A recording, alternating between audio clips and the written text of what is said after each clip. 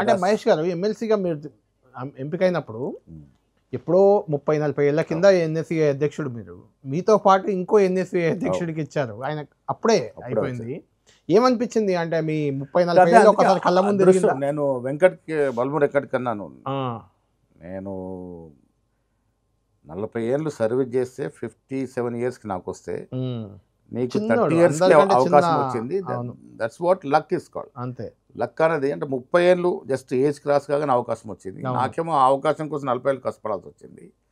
So MLC అప్పుడు కూడా almost MLC miss అయ్యి మళ్ళీ ఢిల్లీ అంత ఇన్వాల్వ్ అయ్యి చేశారు.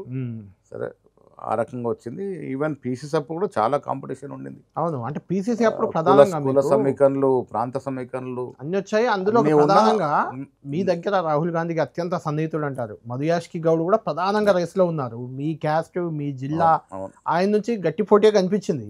ఏంటి అంటే మహేష్ కుమార్ గారు పోటీలో ఉన్నారు. బలరాం నాయక్ లంబాడే ఈక్వేషన్ చాలా పేర్లు వచ్చాయి, దాదాపుగా కన్ఫర్మ్ అనే టాక్ వచ్చింది. మాది ఈక్వేషన్ లక్ష్మణ్ తీసుకొచ్చినారు.